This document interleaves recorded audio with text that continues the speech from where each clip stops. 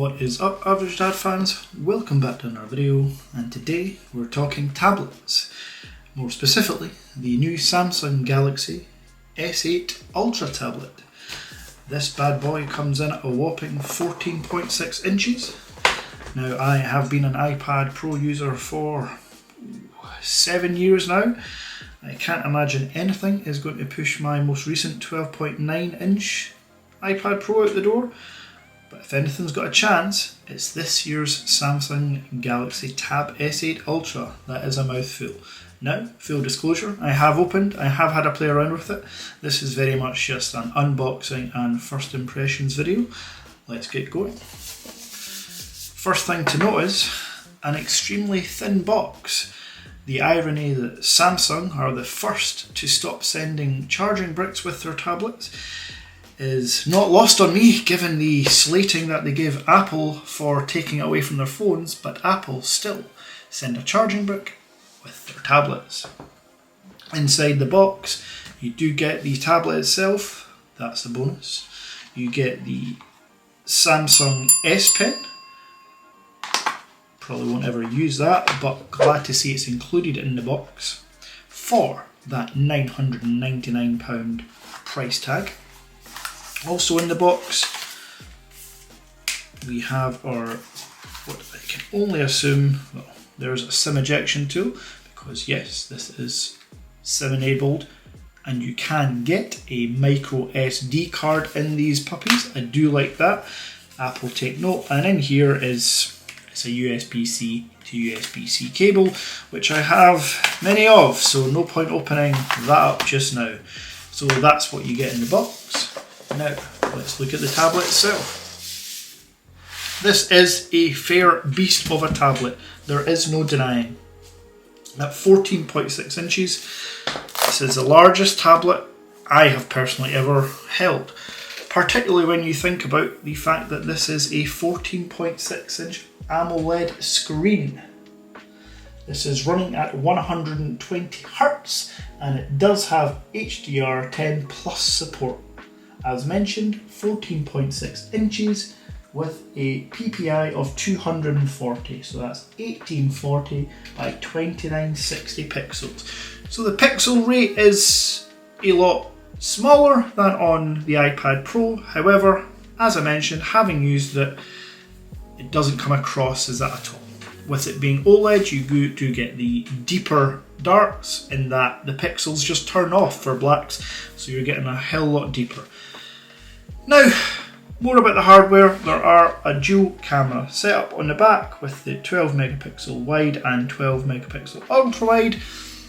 And on the front, you do have the 12 megapixel wide and a 12 megapixel ultra wide, which give you Samsung's auto framing support.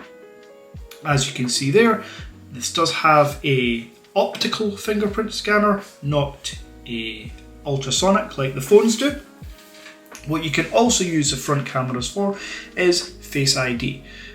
I do have to admit the Face ID is far superior on the iPad Pro. However, the iPad Pro does not come with a fingerprint scanner, which comes in super handy in darkly lit rooms and also just for convenience. So I do like the fact that this one comes with an in-screen fingerprint reader. Now, the UI is like any other Samsung running One UI.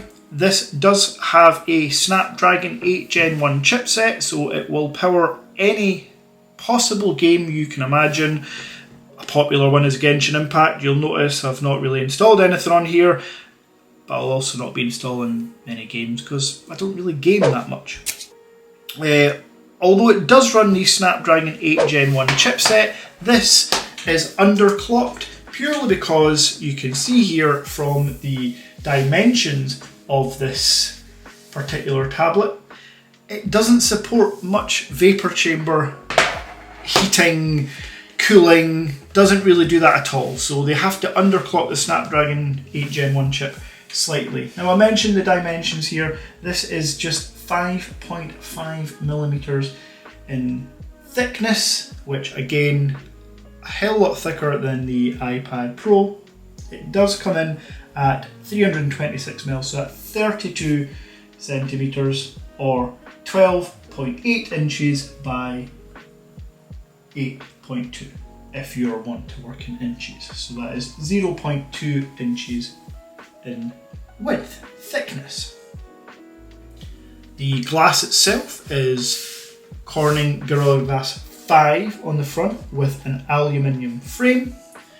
As mentioned, there's micro SD support. If you're looking to spend more than £1,000 on your tablet, which some people do, you can get this up to a 512GB storage version with up to 16 gigs of RAM. This is the base 8GB, 8GB of RAM, 128GB of storage.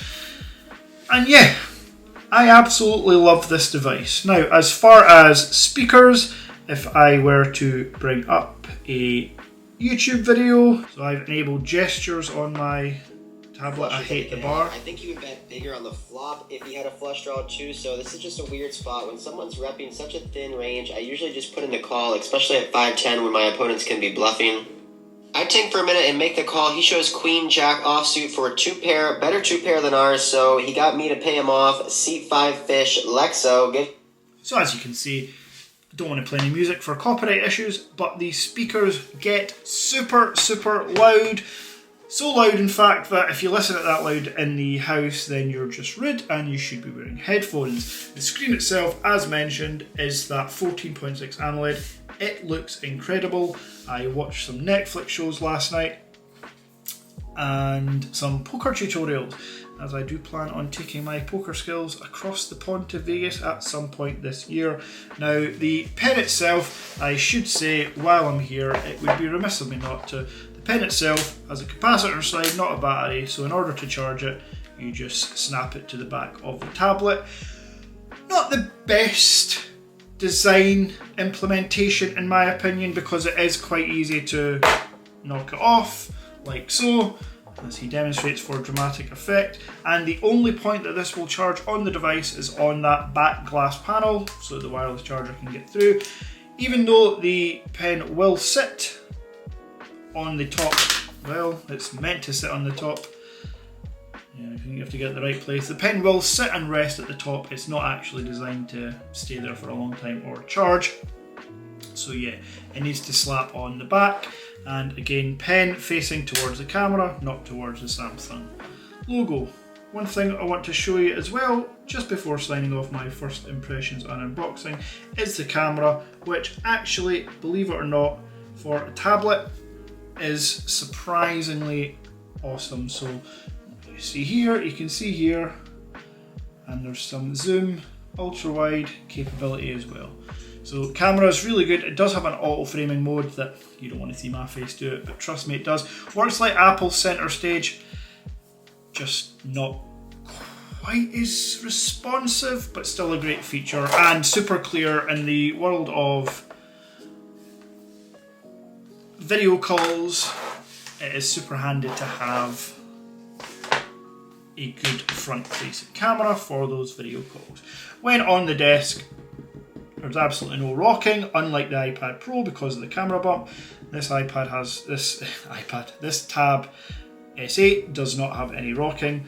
And the pen support itself, again, I am no artist, I've played about with it, but the pen itself has a 2.8 millisecond latency, which between you and I is about 3 or 4 times quicker than the iPad pencil, which is here and cost me £130.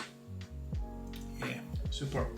So that's it for the Tab S8 Ultra. I will have a more in-depth review. If you have any questions about this tablet, please put them in the comment box. Thank you so much for watching. Bye bye.